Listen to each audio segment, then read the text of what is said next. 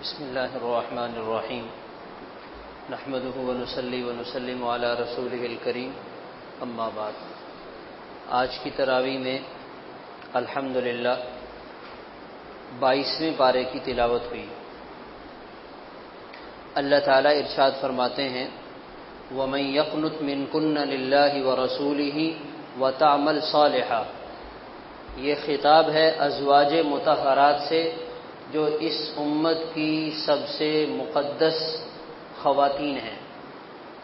اللہ تعالیٰ ان سے فرما رہے ہیں تم میں جو اطاعت کرے گی اللہ تعالیٰ کی اور اس کے رسول صلی اللہ علیہ وسلم کی، وَتَعْمَلْ صَالِحًا، اور نیکی والی زندگی گزارے گی، اسے انعام ملے گا۔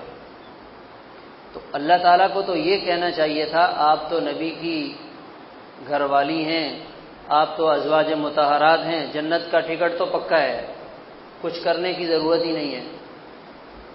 یوں بات ہونی چاہیے تھی، یہ سمجھ میں آتی ہے کہ نبی کی بیوی تو جنت تو کہیں گئی نہیں، مگر اللہ تعالیٰ عجیب بات فرما رہے ہیں کہ نبی کی بیوی ہونے کے باوجود کیا کرنا پڑے گا؟ عمل صالح لانا ہوگا۔ تو جب نبی کی بیوی نیک اعمال کے بغیر جنت میں نہیں جائے گی تو آج کی مستورات کے لیے کیا خیال ہے؟ کوئی اور شارٹ کٹ بنا ہوا ہے کہ کچھ کرنے کی ضرورت نہیں ہے اور وہیں سے سیدھی جنت میں چلی جائیں گی؟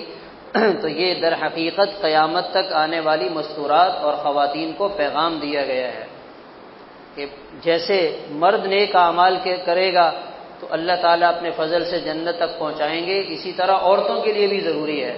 اب ہمارا مسئلہ یہ ہے کہ ہماری عورتوں کو وہ عورتیں نظر آتی ہیں جو ٹی وی پہ بیٹھی ہوئی ہیں، تو وہاں تو سارا نظام ہی اور ہے، وہاں تو سین ہی کچھ اور ہے، تو وہ سین دیکھ کر ہماری مستورات سمجھتی ہیں کہ شاید یہی لائف ہے اور اسی کا نام زندگی ہے۔ تو اگر عورت جنت میں جانا چاہتی ہے تو اس کے لیے یہی اصول اور ضابطہ ہے جو ازواج مطہرات کے لیے ہے۔ وَمَن يَقْنُتْ مِنكُنَّ لِلَّهِ وَرَسُولِهِ وَتَعْمَلْ صَالِحًا، نیک اعمال ہوں گے تو اللہ تعالیٰ انعام عطا فرمائیں گے اور سب کچھ ملے گا۔ اور ازواج مطہرات کو حکم یہ دیا گیا وَقَرْنَ فِي بُيُوتِكُنَّ وَلَا تَبَرَّجْنَ تَبَرُّجَ الْجَاهِلِيَّةِ الْأُولَى، اپنے گھروں میں رہو اور جاہلیت کے رواج کے مطابق گھروں سے باہر نکل کر فیشن کرنے کی اجازت نہیں ہے۔ یہ کس سے کہا جا رہا ہے؟ ازواج مطہرات سے۔ تو ہماری خواتین کے لیے تو آسان ہے، یہ تو ان کے لیے تھا، ہمارے لیے تو نہیں ہے۔ تو یہ ان کو سنا کر ہمیں بتایا جا رہا ہے اور ہر زمانے کی عورتوں کو پیغام دیا جا رہا ہے کہ تمہارے لیے جاہلیت کے رسم و رواج کے مطابق فیشنیبل بننا اور زیب و زینت کے ساتھ گھر سے باہر نکلنا اس کی اجازت نہیں ہے۔ گھر میں رہو، گھر میں رہو۔ اچھا، گھر میں رہ کے کیا کرنا ہے؟ گھر میں رہ کے موبائل نہیں چلانا اور ٹی وی نہیں دیکھنا۔ گھر میں کیا کرنا ہے؟ وَأَقِمْنَ الصَّلَاةَ، نماز پڑھو۔ اب نماز کے لیے تو ٹائم ہی نہیں ہے، کاموں سے فارغ ہوتی ہیں تو موبائل سے فارغ ہوتی ہیں تو بچوں سے فارغ ہوتی ہیں تو کچن، تو نماز کا تو بیچ میں کوئی سسٹم ہی نہیں ہے۔ تو گھر میں رہ کے کیا کرنا ہے؟ وَأَقِمْنَ الصَّلَاةَ وَآتِينَ الزَّكَاةَ وَأَطِعْنَ اللَّهَ وَرَسُولَهُ، اللہ تعالیٰ اور اس کے رسول صلی اللہ علیہ وسلم کی اطاعت کرو۔ یہ گھر میں رہ کے کرنے کا کام ہے۔ اچھا، اب اس میں ایک بات یہ آتی ہے، جیسے آج دن میں بھی بات ہوئی کہ مستورات کے لیے جاب کرنا، ملازمت کرنے کے حوالے سے ہمارے دین نے کیا بتایا؟ تو یہ ہمارا دین قرآن پاک میں اللہ تعالیٰ ہمیں بتا رہا ہے کہ عورت کی اصل جاب اور اصل ذمہ داری وہ کیا ہے؟ وہ گھرداری کو سنبھالے اور گھر میں بیٹھ کے اللہ کے حکموں کو پورا کرے۔ اور یہ ایسی جاب ہے 24 گھنٹے کی جاب ہے۔ مرد تو 8 گھنٹے کام کر کے مزے سے اے سی میں بیٹھا اور واپس آ گیا، اب وہ فارغ ہے، کوئی پابندی نہیں ہے۔ یہ جو جاب ہے یہ 24 گھنٹے کی ہے، 24 گھنٹے کی ہے اور سال کے 12 مہینے کی ہے۔ نہ اس میں گرمی چلے گی نہ سردی چلے گی، بیماری میں بھی چھٹی نہیں ہے، عید کے دن بھی چھٹی نہیں ہے۔ یہ ایسی جاب ہے۔ اگلی اس جاب کی خصوصیت کیا ہے؟ اس میں ریٹائرمنٹ نہیں ہے۔ مرد تو 60 سال کے بعد کیا ہو جاتا ہے؟ ریٹائر ہو جاتا ہے۔ اس میں ریٹائرمنٹ نہیں ہے، یہ تو لائف ٹائم جاب ہے۔ اب اتنی بڑی جاب کے ہوتے ہوئے عورت کسی اور جاب میں لگے، یہ بات سمجھ میں نہیں آتی ہے۔ ہمت ہے اس عورت کی جو اتنا بڑا کام سر پہ لینے کے باوجود کہے کہ میں باہر مردوں سے ڈیل کروں گی، طرح طرح کے مردوں کے منہ لگوں گی، یہ تو بڑا ہمت کا کام ہے۔ اتنا بڑا کام اس کے گھر میں، گھر کی چار دیواری میں، گھرداری میں اس کے ذمے آلریڈی لگایا گیا اور اس کو کہا گیا کہ بھائی یہ کام ہے، آپ اس کام کو سنبھالو۔ وہ کہتی ہے نہیں میں یہ بھی کروں گی اور اس کے ساتھ میں باہر کا بھی کروں گی، تو یہ اپنی مشقت کو بڑھانے والی بات ہے۔ سمجھدار انسان تو کہتا ہے بھائی جتنی میری ذمہ داری مختصر ہو اتنا میرا فائدہ ہے، کیا ضرورت ہے بلا وجہ ہر جگہ جانے کی اور اپنی ٹینشن بڑھانے کی۔ تو ازواج مطہرات کو یہ پیغام سنا کر ہمارے زمانے کی مستورات کو یہ بات سمجھائی گئی ہے۔ اللہ کرے کہ ہماری عورتوں کو یہ بات سمجھ میں آ جائے، سمجھ میں نہیں آتی یہ بات، بہت مشکل کام ہے۔ اچھا، اور گھر میں کیا کرنا ہے؟ وَاذْكُرْنَ مَا يُتْلَى فِي بُيُوتِكُنَّ مِنْ آيَاتِ اللَّهِ، گھر میں قرآن کی تلاوت کرو۔ اب تلاوت کے لیے ٹائم ہوگا تو تلاوت ہوگی، نئی سے نئی ترکیبیں اور نئے سے نئے کلپ اور نئے سے نیا فیشن۔ اب مارکیٹ میں یہ والی ڈریسنگ چل رہی ہے، اب کچن میں اس ترکیب کو لاگو کرنے ہیں، اب اس طرح کے کھانے بنانے ہیں۔ تو جب ان چیزوں میں عورت کی زندگی گزرے گی تو قرآن کی تلاوت کا وقت اسے کہاں سے ملے گا؟ تو یہ کام ہے اصل کرنے کا۔ ہماری عورتیں دین کے معاملے میں بہت نقصان اٹھا رہی ہیں۔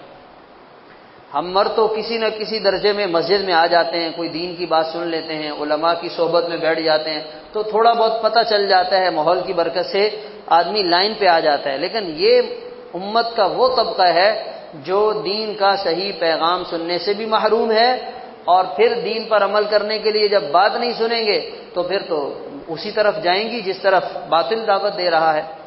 اور اللہ تعالیٰ نے اسی صورت میں، اسی پارے میں سورۃ الاحزاب میں یہ حکم بھی دیا، یا ایھا النبی قل لازواجک وبناتک ونساء المؤمنین یدنین علیہن من جلابیبہن، آپ اپنی بیویوں سے، اپنی بیٹیوں سے اور مسلمان عورتوں سے کہیں وہ برقع لیا کریں، بڑی چادر اوڑھ کر گھر سے باہر نکلا کریں۔ یہ حجاب اور پردے کا حکم دیا گیا، حجاب اور پردے کا حکم اللہ تعالیٰ نے دیا ہے۔ اس حکم کی اہمیت ہم یوں سمجھ سکتے ہیں، اللہ تعالیٰ نے فرمایا اے ہمارے نبی جی آپ ان کو یہ بات بتلائیے۔ اس سے اس حکم کی عظمت کا پتہ چلتا ہے۔ اللہ تعالیٰ براہ راست بھی تو کہہ سکتے تھے جیسے باقی احکام ہیں، اے ایمان والو یہ کام کرو، اے لوگو یہ کام کرو، اے لوگو یہ تم پر فرض ہو گیا، یوں بھی فرما سکتے تھے، مگر اللہ تعالیٰ نے خود بھی فرمایا اور بیچ میں اپنے نبی کو بھی ڈالا۔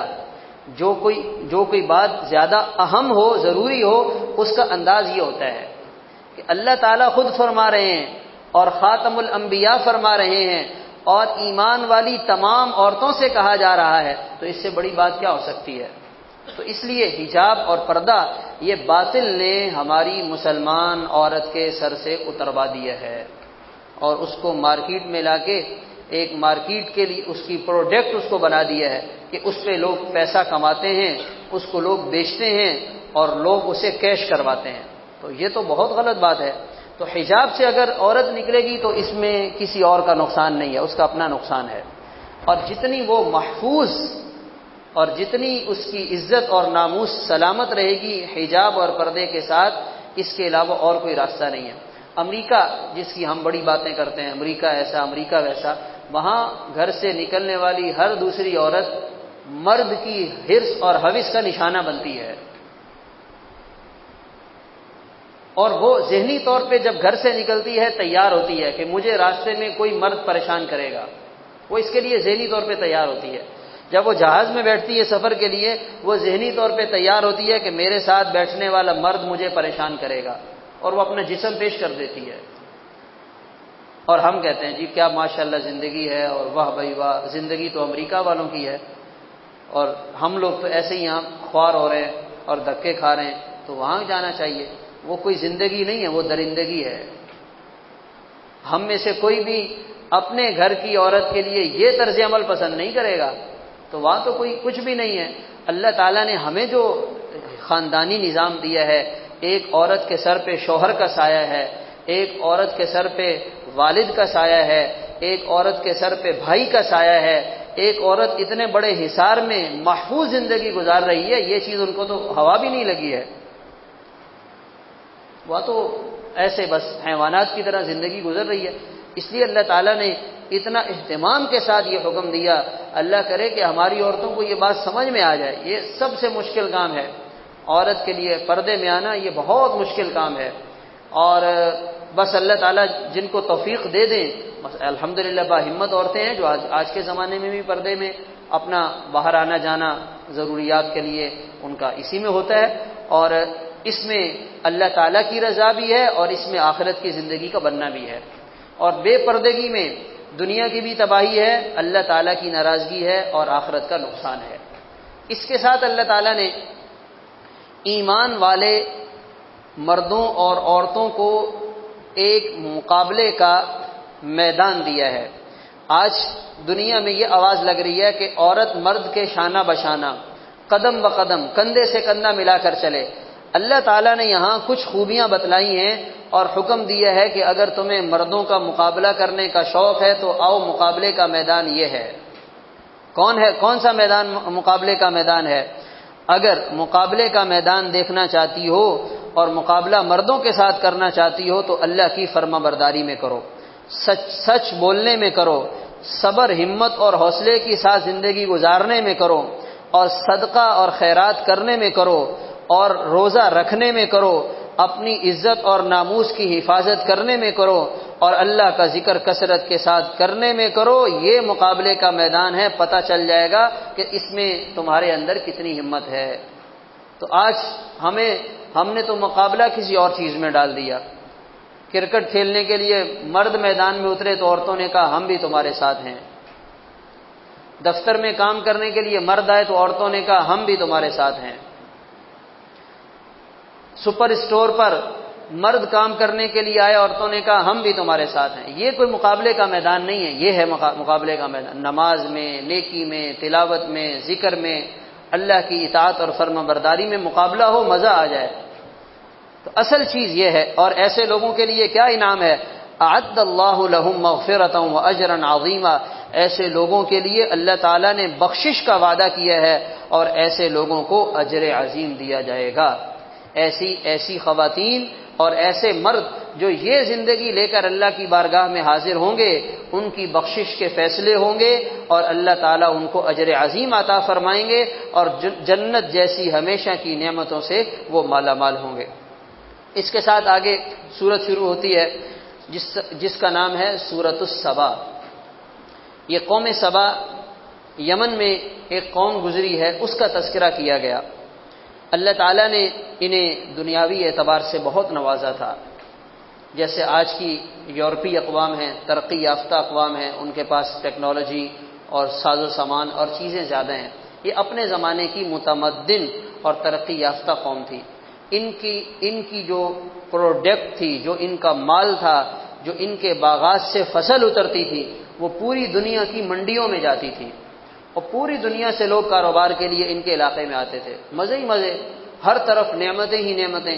اللہ تعالیٰ نے ان کے پاس ایک سے زیادہ انبیاء کو بھیجا، اور انہوں نے جا کر یہی بتایا بھائی اللہ نے جو دیا ہے اس میں اللہ کو یاد کرو، اللہ کی مانو، نماز پڑھو، اللہ کی نافرمانی نہ کرو، اللہ کا شکر ادا کرو۔ انبیاء یہی دعوت دیتے ہیں۔ اللہ تعالیٰ نے یہاں فرمایا کلوا من رزق ربکم واشکروا لہ، اللہ کا دیا ہوا رزق کھاؤ اور اس کا شکر ادا کرو۔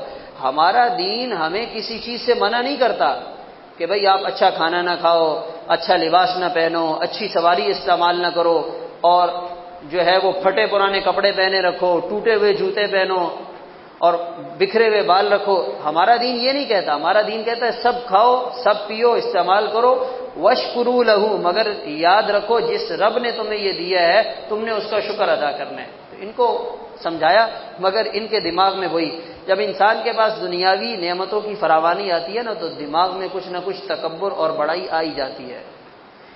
آدمی کی گفتگو سے کہیں نہ کہیں انا نکل ہی جاتا ہے کہ ہم معمولی لوگ نہیں ہیں، اور یہ ان مادی چیزوں کی وجہ سے بڑائی جتلانا یہ کوئی کمال کی بات نہیں ہے۔ ایک آدمی کا بڑا کاروبار ہے اور وہ کاروبار کی وجہ سے خود کو بڑا سمجھ رہا ہے، تو بھائی وہ تو بڑا نہیں ہے، وہ تو کاروبار بڑا ہے۔ وہ تو وہی 6-5 فٹ کا انسان ہے، وہی 2 ہاتھ ہیں، وہی 2 پاؤں ہیں، وہی 2 آنکھیں ہیں، وہی 2 کان ہیں، وہ تو بڑا نہیں ہے۔ ایک آدمی کے پاس 1000 گز کا بنگلہ ہے، اس میں وہ رہ رہا ہے، اس 1000 گز کے بنگلے کی وجہ سے اپنی بڑائی جتلاتا ہے، کہ آپ کو پتہ نہیں ہم کہاں رہتے ہیں اور ہمارے پاس کتنا بڑا بنگلہ اور مکان ہے، تو وہ انسان بڑا نہیں ہے، وہ زمین بڑی ہے، وہ جگہ بڑی ہے، اس کی وجہ سے انسان میں کہاں سے بڑائی آ گئی؟ تو چیزوں کی موجودگی کی وجہ سے خود کو بڑا سمجھ لینا یا سینہ چوڑا کر لینا، یہ کوئی اچھی بات نہیں ہے۔ بڑائی تو یہ ہے کہ انسان کے اندر کوئی کمال پیدا ہو جائے۔ پتہ تو تب چلے گا کہ انسان کوئی چیز بن جائے، کچھ کارنامہ سر انجام دے، کچھ اس کے اندر ایسی بات نظر آئے جو عام لوگوں سے منفرد ہو، تو پتہ چلے گا کہ یہ واقعی آدمی ہے، اس نے کوئی کام کیا۔ اب یہی ہے کہ چیزوں کے بڑھ جانے سے ہم سمجھ لیتے ہیں کہ میں بڑا ہو گیا، میں تو وہی 5-6 فٹ کا انسان ہوں، میرے اندر کوئی ایسی اضافی چیز نہیں آئی ہے، تو مجھے اس پہ فخر کرنے کی بھی ضرورت نہیں ہے۔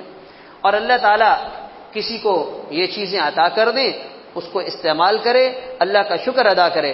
اللہ تعالیٰ کی جب انہوں نے ناشکری کی، اللہ تعالیٰ نے فرمایا ہم نے ان لوگوں کو عبرت کا نشانہ بنا دیا، وَمَزَّقْنَاهُمْ كُلَّ مُمَزَّقٍ، ہم نے انہیں ہلا کے رکھ دیا۔ کیسے ہلایا؟ اللہ تعالیٰ جب پکڑنے پہ آتے ہیں تو کوئی فوج بھی بھیجنے کی ضرورت نہیں ہوتی ہے، کوئی فوج بھیجنے کی ضرورت نہیں ہے۔ ان کے ہاں ڈیم بنے ہوئے تھے، وہ بارش کا پانی آتا پہاڑوں سے اور وہ سارا جمع ہو جاتا، ڈیم انہوں نے راستے بنائے ہوئے تھے، وہاں سے بند کھولتے اور اپنے باغوں کو پانی دیتے اور اپنی ضرورت پوری کر لیتے۔ چوہے آئے اور انہوں نے ان ڈیموں کی بنیادوں کو کھوکھلا کر دیا۔ اب وہ کرتے کرتے ایک وقت آیا کہ وہ ڈیم سارے کے سارے گر گئے، وہ دیواریں گر گئی، وہ جو ایک دم پانی آیا تو وہ سارے باغات پانی پانی ہو گئے۔ پانی تو جتنی طاقت رکھتا ہے، ہم لوگوں نے ابھی کچھ عرصے پہلے کہیں ایک سے زیادہ بار دیکھا ہے کہ پانی کی طاقت اللہ تعالیٰ نے جو اس میں رکھی ہے، کوئی چیز اس کے سامنے نہیں ٹھہرتی ہے۔ بڑی سے بڑی مشینری ہو ایسے اس کو ہلا کے رکھ دیتا ہے۔ تو پانی آیا اور سب کچھ تباہ ہو گیا، اور فرمایا ان فی ذلک لآیات، اس میں بڑی نشانیاں ہیں اور ہر اس شخص کے لیے جو صبر کرنے والا ہے اور شکر کرنے والا ہے۔ اسی طرح اللہ تعالیٰ نے اس قوم سبا کے تذکرے کے ساتھ حضرت داؤد علیہ السلام اور حضرت سلیمان علیہ السلام کا تذکرہ کیا، اور سلیمان علیہ السلام کے لیے اللہ تعالیٰ نے ہوا کو مسخر کر دیا، جنات کو مسخر کر دیا، اور جنات ان کی بات سن کر مسجد تعمیر کیا کرتے تھے اور دوسرے تیسرے بڑے بڑے کام کرتے۔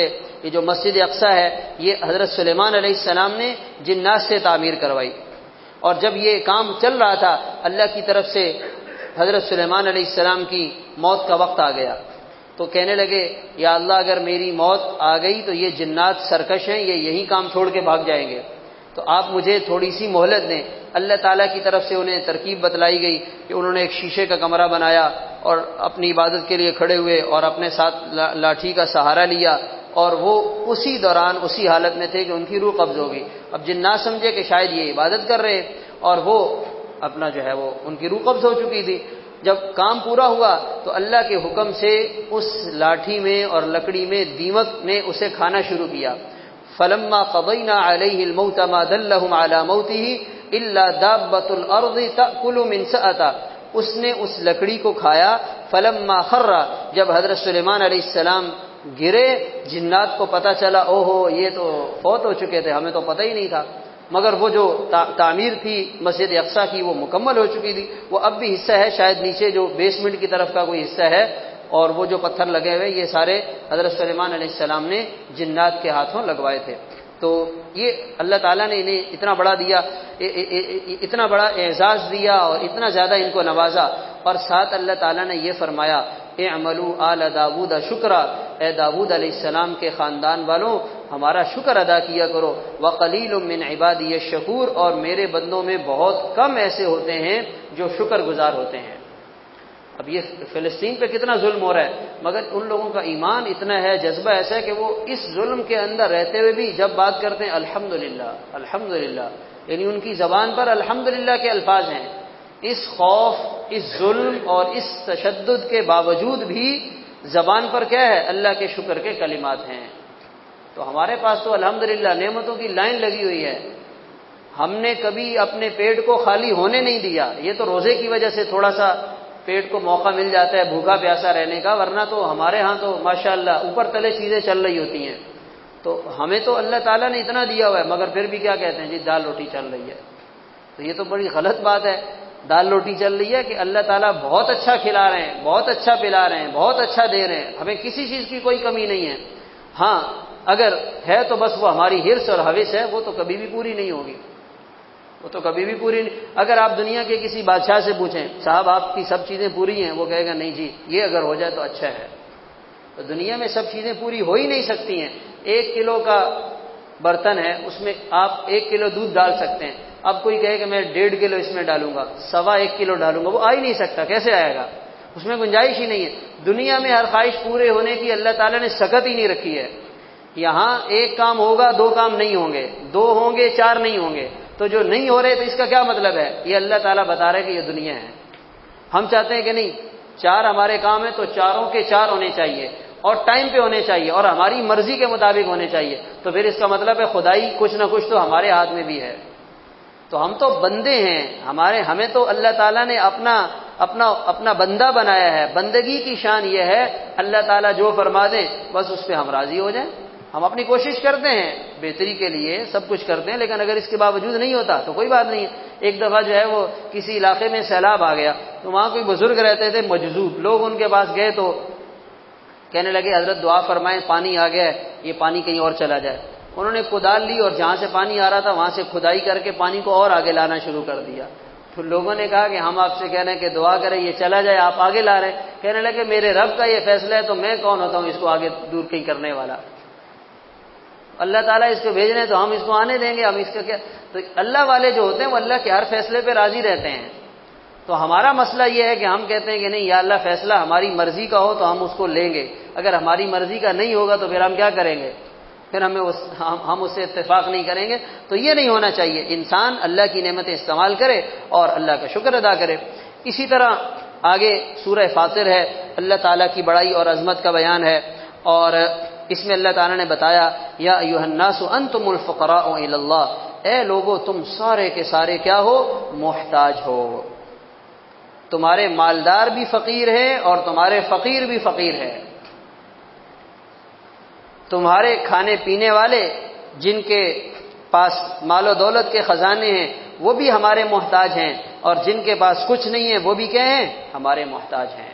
واللہ هو الغنی الحمید، اللہ تعالیٰ غنی ہیں اور حمید ہیں، اور اللہ تعالیٰ کسی کے بھی محتاج نہیں ہیں۔ تو ہم دیکھ لیں بھائی ہمارا احتیاج ہمارے سامنے ہے۔ انسان کا کچھ پتہ نہیں ہے، چلتے چلتے بیمار ہو جائے، اچانک کوئی حادثہ آ جائے، ٹھیک ٹھاک گھر سے نکلا لاش واپس آ جائے، صحیح کاروبار چل رہا تھا نقصان ہو جائے، اچھی خاصی صحت تھی اور تمام چیزوں کی پرہیز بھی چل رہی تھی، اچانک بیمار ہو گیا۔ تو یہ کیا ہے؟ یہ انسان کی محتاجگی ہے، یہ انسان کی کمزوری ہے۔ اللہ تعالیٰ بتا رہے کہ تم سب ہمارے محتاج ہو، تو بھائی ہمیں اللہ تعالیٰ سے اپنی حاجتوں کو مانگنا چاہیے، اللہ کے سامنے اپنی حاجتوں کو پیش کرنا چاہیے۔ اللہ تعالیٰ اپنے خزانوں سے اپنی شان کے مطابق ہمیں عطا فرمائیں گے تو ہمیں کوئی پریشانی نہیں ہوگی۔